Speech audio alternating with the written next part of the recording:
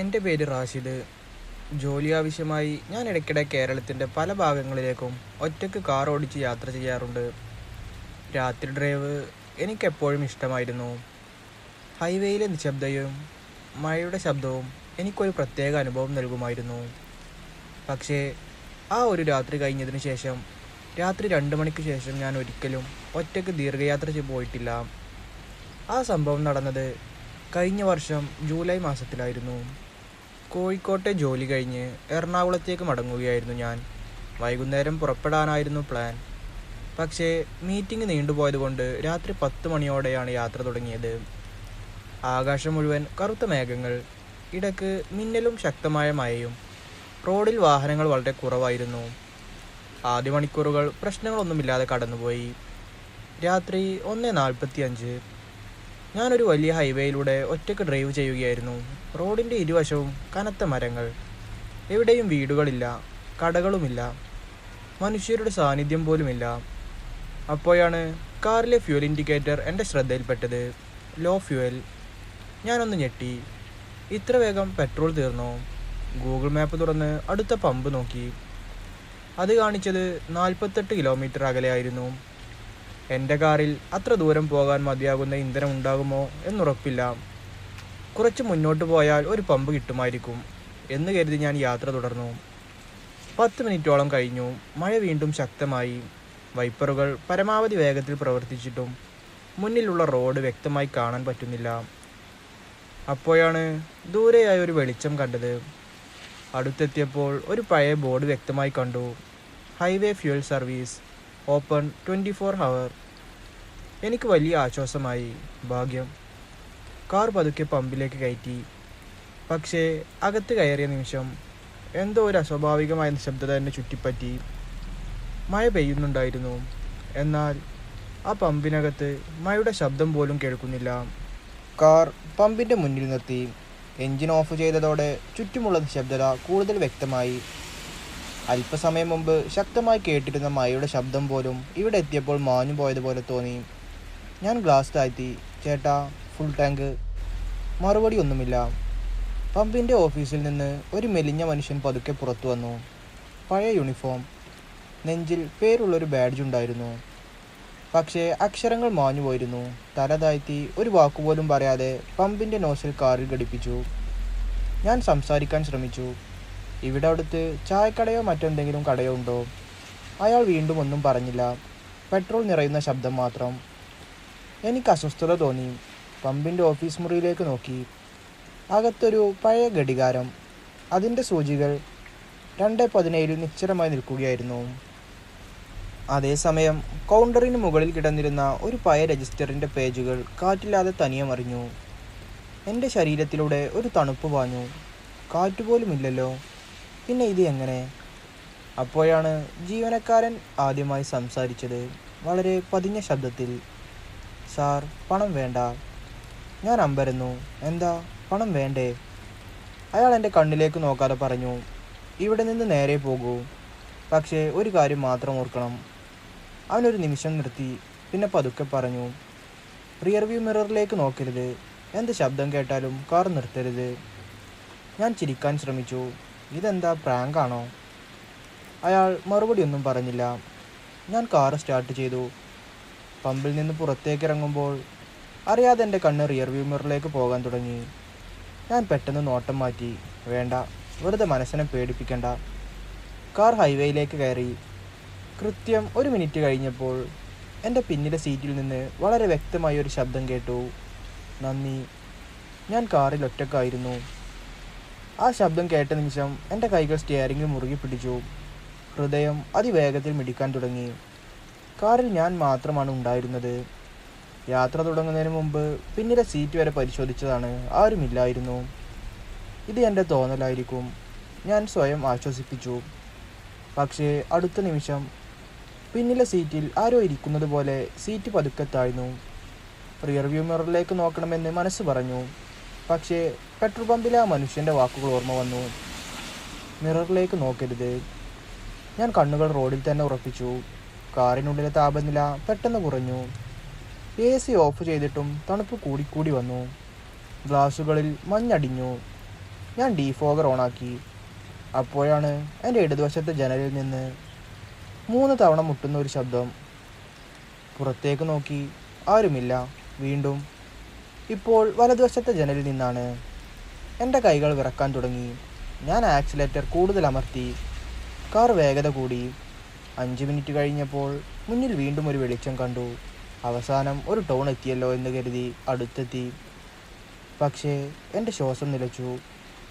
അതേ പഴയ ബോർഡ്, അതേ ചുവന്ന അക്ഷരങ്ങൾ.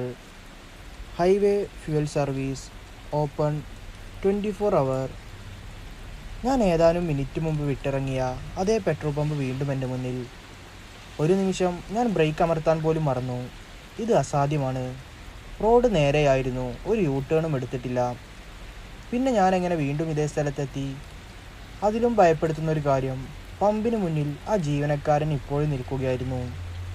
പക്ഷേ ഇത്തവണ അയാൾ പതുക്കെ തല ഉയർത്തി എന്നെ നോക്കി. അവൻ്റെ കണ്ണുകൾ പൂർണ്ണമായും കറുപ്പായിരുന്നു. ഞാൻ ഭയന്ന് ബ്രേക്ക് അമർത്തി. കാർ പമ്പിൻ്റെ മുന്നിൽ നിൽക്കാതെ നേരെ കടന്നുപോയി. ഇല്ല, ഞാനിവിടെ നിൽക്കില്ല. ആക്സിലേറ്റർ മുഴുവൻ അമർത്തി. 100, 110, 120. മഴയും ഇരുട്ടും കാരണം റോഡ് വ്യക്തമായി കാണുന്നില്ല. എങ്കിലും ഞാൻ വേഗം കുറച്ചില്ല. ഏകദേശം 15 മിനിറ്റ് കഴിഞ്ഞു. ഇപ്പോൾ പെട്രോൾ പമ്പ് വളരെ ദൂരെ പിന്നിലായിരിക്കുമെന്ന് ഞാൻ കരുതി. ഹൈവേയുടെ ഇടതുവശത്തൊരു വലിയ ബോർഡ് കണ്ടത്. സ്വാഗതം. അതിനടിയിൽ ഹൈവേ ഫ്യൂൽ സർവീസ് 200 മീറ്റർ. എൻ്റെ നെഞ്ചിടിപ്പ് കൂടി. ഇത് വേറെ പമ്പായിരിക്കും, ഞാൻ മനസ്സിൽ പറഞ്ഞു. പക്ഷേ 200 മീറ്റർ കഴിഞ്ഞപ്പോൾ വീണ്ടും അതേ പമ്പ്, അതേ കെട്ടിടം, അതേ ലൈറ്റുകൾ, അതേ ജീവനക്കാരൻ. ഇത്തവണ അയാൾ ഒറ്റക്കായിരുന്നില്ല. പമ്പിൻ്റെ പിന്നിൽ മഴയിൽ നനഞ്ഞ് 5-6 ആളുകൾ നിശബ്ദമായി നിൽക്കുന്നു. അവരുടെ മുഖങ്ങൾ വ്യക്തമായിരുന്നില്ല. എന്നാൽ എല്ലാവരും ഒരേ ദിശയിലേക്കാണ് നോക്കുന്നത്, എൻ്റെ കാറിലേക്ക്. ഞാൻ കണ്ണു മാറ്റാതെ മുന്നോട്ട് പോയി. 5 സെക്കൻഡ്, 10 സെക്കൻഡ്. അപ്പോൾ കാറിൻ്റെ റേഡിയോ തനിയെ ഓണായി. ഒരു പഴയ വാർത്ത കേൾക്കാൻ തുടങ്ങി. ഇന്ന് പുലർച്ചെ 2 മണിയോടെ ഈ ഹൈവേയിലെ പെട്രോൾ പമ്പിലുണ്ടായ സ്ഫോടനത്തിൽ 7 പേർ മരിച്ചതായി. ശബ്ദം പെട്ടെന്ന് മുറിഞ്ഞു. വീണ്ടും അതേ വാർത്ത. വീണ്ടും വീണ്ടും അത് തുടർച്ചയായി ആവർത്തിച്ചു. ഞാൻ റേഡിയോ ഓഫ് ചെയ്തു. പക്ഷേ ശബ്ദം നിന്നില്ല. ഇപ്പോൾ അത് റേഡിയോയിൽ നിന്നല്ല, പിന്നിലെ സീറ്റിൽ നിന്നാണ് കേൾക്കുന്നത്. അതേ വാർത്ത, അതേ ശബ്ദവും. അപ്പോഴാണ് എൻ്റെ മൂക്കിലേക്ക് ശക്തമായ ഒരു മണം വന്നത്. പെട്രോളിൻ്റെ മണം. അതിവേഗത്തിൽ ശ്വാസം മുട്ടുന്ന വിധം ഞാൻ താഴേക്ക് നോക്കി. കാറിൻ്റെ ഫ്ലോറിലൂടെ പെട്രോൾ പതുക്കെ ഒഴുകിക്കൊണ്ടിരിക്കുകയായിരുന്നു. എന്നാൽ അതെവിടെ നിന്നാണ് വരുന്നതെന്ന് എനിക്ക് കാണാൻ കഴിഞ്ഞില്ല. പെട്രോളിൻ്റെ മണം ഓരോ നിമിഷവും കൂടിക്കൊണ്ടിരുന്നു. ഞാനുടൻ കാർ സൈഡിൽ നിർത്തി പുറത്തേക്കിറങ്ങി. ടോർച്ച് ഓൺ ചെയ്ത് കാറിൻ്റെ അടിയിലേക്ക് നോക്കി. എവിടെയും ലീക്കില്ല. ടാങ്ക് സുരക്ഷിതമാണ്. അപ്പോൾ കാറിനുള്ളിലേക്ക് വീണ്ടും നോക്കി. ഒരു നിമിഷം മുമ്പ് ഫ്ലോറിലൂടെ ഒഴുകിയിരുന്ന പെട്രോൾ അപ്രതീക്ഷിതമായിരുന്നു. എനിക്കെന്താണ് സംഭവിക്കുന്നത്? ഞാൻ സ്വയം ചോദിച്ചു. അതേസമയം മൊബൈൽ ഫോൺ വൈബ്രേറ്റ് ചെയ്തു. സിഗ്നൽ ഇല്ല. എന്നാൽ ഒരു പുതിയ മെസ്സേജ് വന്നിരുന്നു. അയച്ച ആളിൻ്റെ പേരില്ല. മെസ്സേജിൽ ഒരു വരി മാത്രം. സമയം നോക്ക്. ഞാൻ ഫോണിലെ സമയം നോക്കി. 2:17 AM. ഞാൻ ഞെട്ടി. കാറിൽ കയറിയിട്ട് ഇത്രയും സമയം കഴിഞ്ഞിട്ടും സമയം മാറിയിരുന്നില്ല. 10 മിനിറ്റോ 20 മിനിറ്റോ അല്ലെങ്കിൽ അതിലധികമോ ഞാൻ ഓടിച്ചിരുന്നു. എന്നിട്ടും 2:17.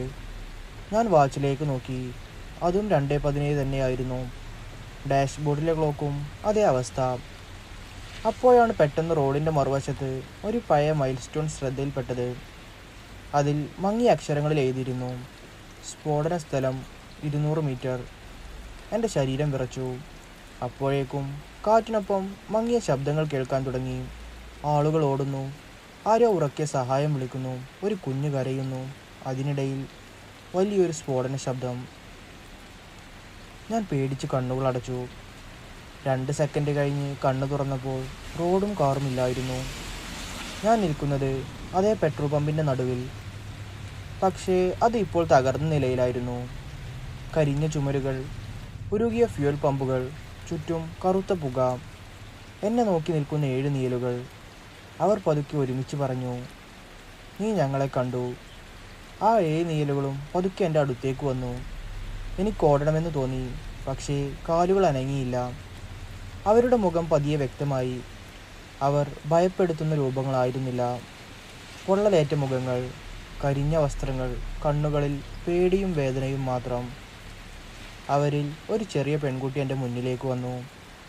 അവളുടെ കയ്യിൽ ഉരുകിപ്പോയൊരു ചെറിയ ടെഡ്ഡി ബിയർ ഉണ്ടായിരുന്നു.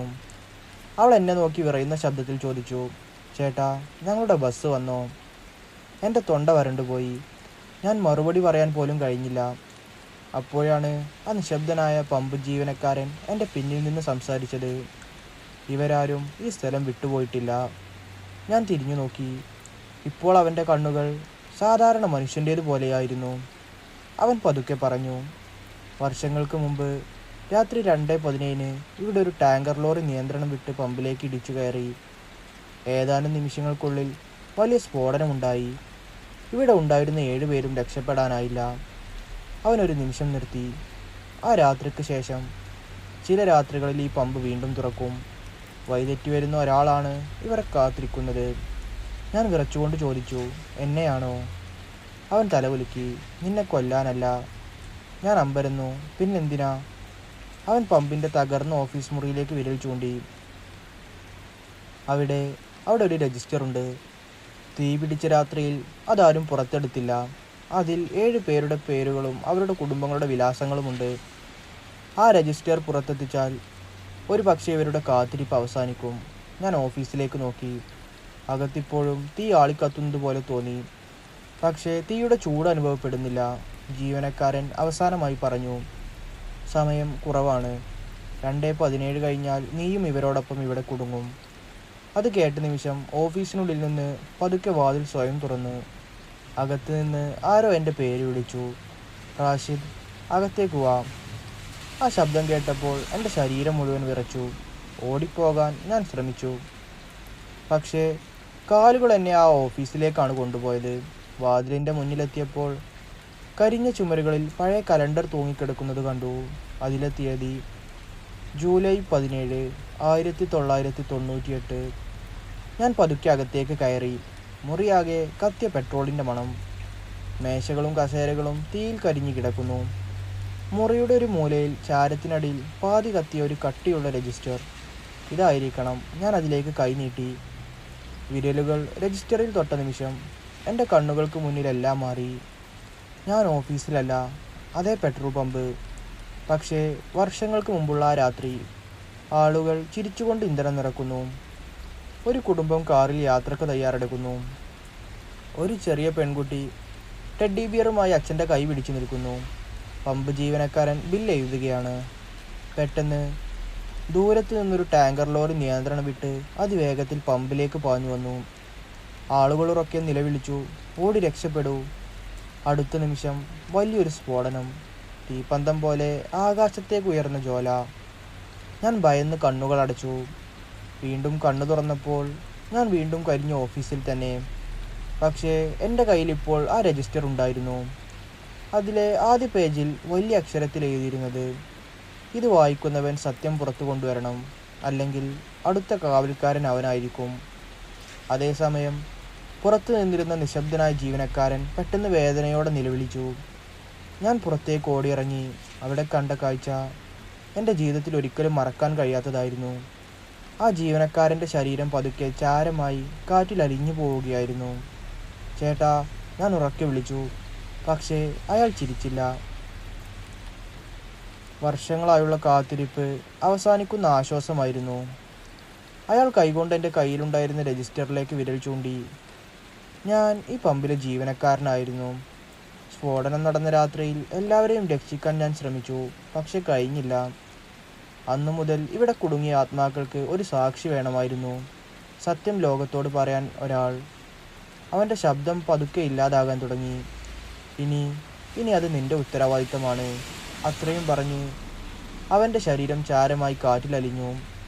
അതേ നിമിഷം ആ 7 നീലകളും എന്നെ നോക്കി. ആ ചെറിയ പെൺകുട്ടി ആദ്യമായി പുഞ്ചിരിച്ചു. അവൾ കൈവീശി പറഞ്ഞു, നന്ദി ചേട്ടാ. ഓരോന്നായി മാഞ്ഞുപോയി. വായുവിൽ ലയിച്ചു. പെട്രോൾ പമ്പിൻ്റെ ലൈറ്റുകൾ ഒന്നൊന്നായി അണഞ്ഞു. ചുറ്റും വീണ്ടും കനത്ത മഴയുടെ ശബ്ദം മാത്രം. ഞാൻ കണ്ണുകൾ അടച്ചു. ഒരു നിമിഷം കഴിഞ്ഞ് തുറന്നപ്പോൾ ഞാൻ എൻ്റെ കാറിൻ്റെ ഡ്രൈവർ സീറ്റിലായിരുന്നു. എഞ്ചിൻ ഇപ്പോഴും പ്രവർത്തിക്കുന്നുണ്ടായിരുന്നു. ഡാഷ്ബോർഡിൽ സമയം 2:18. എല്ലാം ഒരു സ്വപ്നമായിരുന്നു. ഞാൻ ചുറ്റും നോക്കി. അവിടെ ഒരു പെട്രോൾ പമ്പ് ഒന്നുമില്ല. പകരം കരിഞ്ഞ കോൺക്രീറ്റ് തൂണുകളും പുല്ല് മൂടിയ ഒരു പഴയ സ്ഥലവും മാത്രം. ഞാൻ പതുക്കെ കാറ് മുന്നോട്ടെടുത്തു. കുറച്ചു ദൂരം കഴിഞ്ഞപ്പോൾ ഒരു ചായക്കട കണ്ടു. അവിടെ നിർത്തി വെള്ളം വാങ്ങി. കടക്കാരനോട് ഞാൻ ചോദിച്ചു, ചേട്ടാ, ഇവിടെ അടുത്തൊരു പഴയ പെട്രോൾ പമ്പ് ഉണ്ടായിരുന്നോ? അയാൾ എന്നെ അത്ഭുതത്തോടെ നോക്കി. പിന്നെ പതുക്കെ പറഞ്ഞു, ഉണ്ടായിരുന്നു. ഏകദേശം 30 വർഷം മുമ്പ് വലിയൊരു സ്ഫോടനത്തിൽ അത് നശിച്ചു. അതിനുശേഷം ആരും അവിടെ വീണ്ടും പമ്പ് പണിതിട്ടില്ല. എൻ്റെ ശരീരത്തിലൂടെ വീണ്ടും ഒരു തണുപ്പ് പാഞ്ഞു. ഞാനൊന്നും പറയാതെ കാറിലേക്ക് നടന്നു ഡ്രൈവർ സീറ്റിലിരുന്നു. സൈഡ് സീറ്റിൽ ഒരു പഴയ കരിഞ്ഞ രജിസ്റ്റർ കിടക്കുകയായിരുന്നു. ഞാനതവിടെ വെച്ചിരുന്നില്ല. അത് പതുക്കെ തുറന്നപ്പോൾ അവസാന പേജിൽ ഒരു പുതിയ വരി തെളിഞ്ഞു. സത്യം കണ്ടവൻ ഇനി ഒരിക്കലും ആ വഴി രാത്രി ഒറ്റയ്ക്ക് യാത്ര ചെയ്യില്ല. ഞാൻ ഇന്നുവരെ ആ ഹൈവേയിലൂടെ രാത്രി യാത്ര ചെയ്തിട്ടില്ല. ആ രജിസ്റ്റർ ഇന്നും എൻ്റെ വീട്ടിൽ അലമാരയിൽ പൂട്ടിവെച്ചിട്ടുണ്ട്. പക്ഷേ ചില രാത്രികളിൽ കൃത്യം 2:17 അതിൻ്റെ ഉള്ളിൽ നിന്ന് ഒരു ചെറിയ ശബ്ദം കേൾക്കാറുണ്ട്. ഫുൾ ടാങ്ക് ആക്കട്ടെ സാർ. അവസാനിച്ചു.